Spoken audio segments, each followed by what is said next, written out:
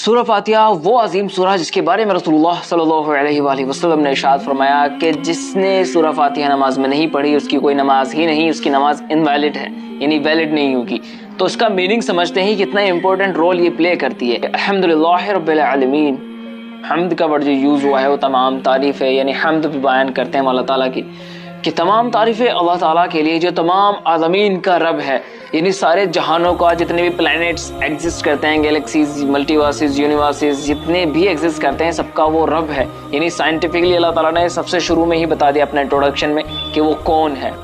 پھر کہتے ہیں الرحمن الرحیم، یعنی وہ تمام عالمین کا رب ہونے کے باوجود بھی رحم کرنے والا اور مہربان ہے۔ مالک یوم الدین، یوم دین کا مالک ہے، یعنی جب فیصلہ ہوگا، آخرت کا دن جب حساب ہوگا سب کا، اس نے بتا دیا پہلے ہی کہ وہ آخرت کے دن کا بھی مالک ہے، تو بی پریپیئرڈ۔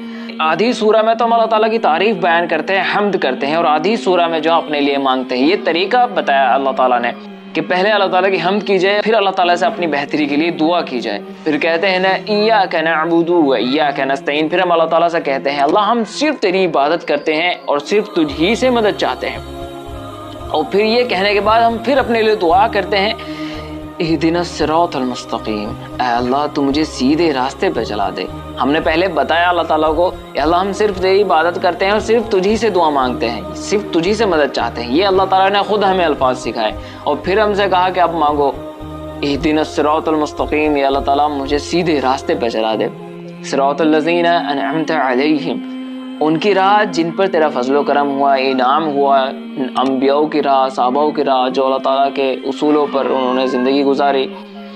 پھر ہم کہتے ہیں غیر المغضوب علیہم ولا الضالین، آمین، نہ کہ ان کی راہ جن پہ تیرا غضب ہوا، جو اپنی راہ سے گمراہ ہو گئے، بھٹک گئے، نہ کہ ان کی راہ، اللہ تعالیٰ آمین، اللہ تعالیٰ قبول فرما۔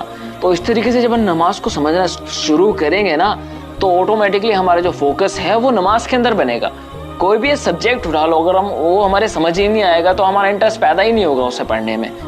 ہمارا فیوریٹ سبجیکٹ بھی وہ ہوتا ہے جس میں ہمیں سمجھ میں آتا ہے نا، وہی ہمارا فیوریٹ بن جاتا ہے۔ ایسے ہی جب آپ نماز کو سمجھو گے نا تو نماز آپ کی فیوریٹ بن جائے گی۔ واقعی میں آپ سمجھنا تو شروع کریں انشاءاللہ۔